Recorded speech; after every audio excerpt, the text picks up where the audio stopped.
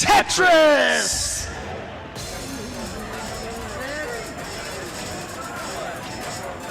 Alright. I mean, that is a good question if we're going to get a TGM4 on Switch. I mean, I would really like that, so. Yeah, let Arika know. Yeah, exactly. maybe there's a potential one time. Yeah. Yeah, I mean, I really do hope that one of the reasons why that this game was even able to be made was because all the Tetris fans were just like, oh, TGM is finally out on console, and it sold well on all the different platforms. I think so. Yeah. So shout outs to the Tetris scene out there, doing your work over here, supporting this game. So. If you build it, they will come. Yeah. And they came and showed the course, and yeah, absolutely. That's where we go. Oh boy, a little bit of a high stack right there for PCAS, and a little bit of the head shake too. I mean, that's the classic head shake.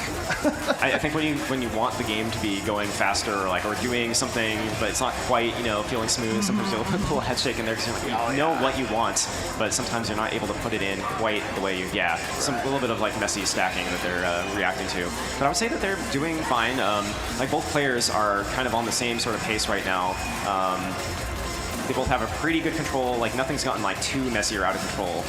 But sometimes there'll be little micro things where it's you didn't adjust things exactly the way that you wanted it, and then you're trying, okay, how do I freestyle to get back to where I want to be again? And we saw the rewind right there from PCAS just now. Oh, nice little JP spin right in there. But yeah, I mean, it's just so funny because I swear every Tetris player has the same little physical cue. There are a lot of shared body language. Yeah. And again, my favorite one is when the stack is really high and then you get it clean up, you always see someone actually take the time to exhale. Yeah, the exhale and stuff. Yeah. Oh, things are getting a little bit spicy, a little bit fast. I'm not sure what's going on. Oh, nice little tuck under there. Yeah, they're okay. Got it mostly clean here, but now needs the eyepiece, and there it is. Yeah, look at this. Okay. So got a good stack here if he can get through to that side, but for sure we see PCAS definitely has a lot. You can tell he has the experience with using the rewind because he's using it very cleanly, Right. Yeah, you don't want to overdo it because then you might throw yourself into a position where you don't actually know what you're doing anymore. You kind of got to do exactly the right amount.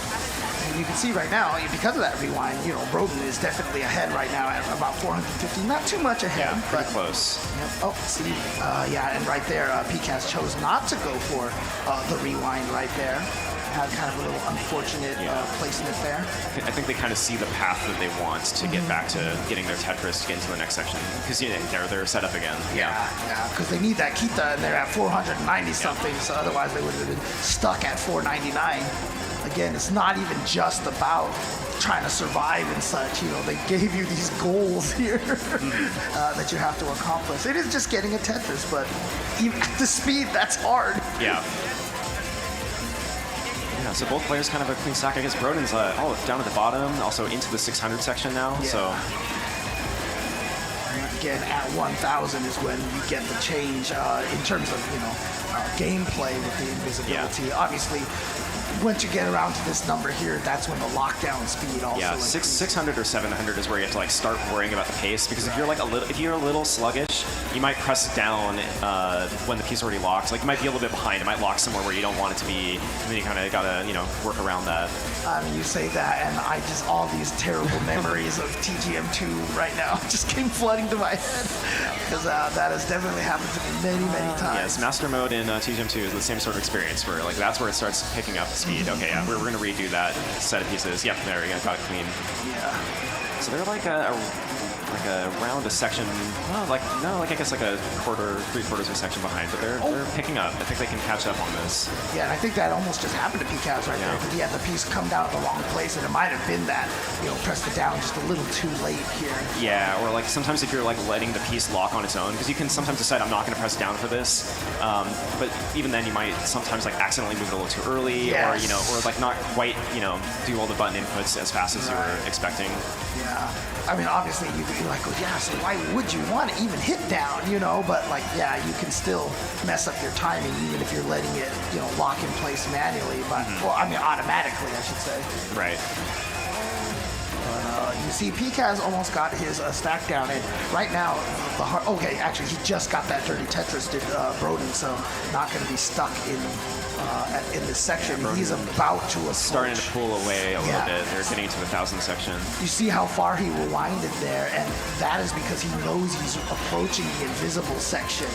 And so you do not want to go into the invisible section with a big mess, messy stack.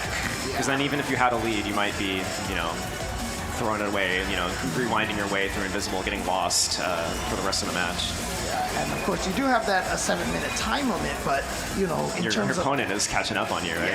And in terms of a chase down, if you know you're close enough and you're not as much worried about the time limit, you can just kind of reverse things and lock, move the piece back and forth and forever until you slowly beat them.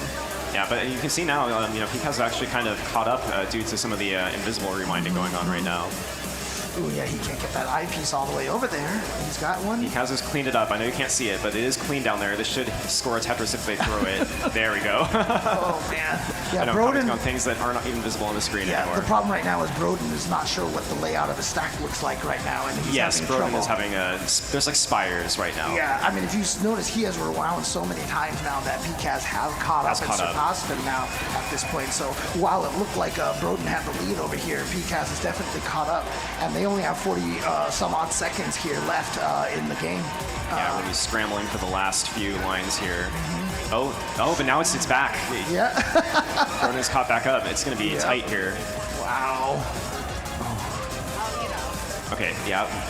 Good rewind from Picaz. I understand what's going on there. I think Broden has kind of got it cleaned up and it's just going. So it's going to be tricky. 20 seconds 20 left. seconds to catch that. Look at this. They're so close, and there's only 15 seconds left. Oh my God, look at this. Are we actually going to get, here we go. 5, 4, 3. Oh, Picaz actually topped out. And you know what? Broden is already has a higher level. And he actually got to the 0 there. I'm not sure if he actually topped out or got to 0 first. But Broden does end up taking it. And yeah, very close match there. It got to the invisible and it was the mess. Sometimes you're going back and back. Yeah.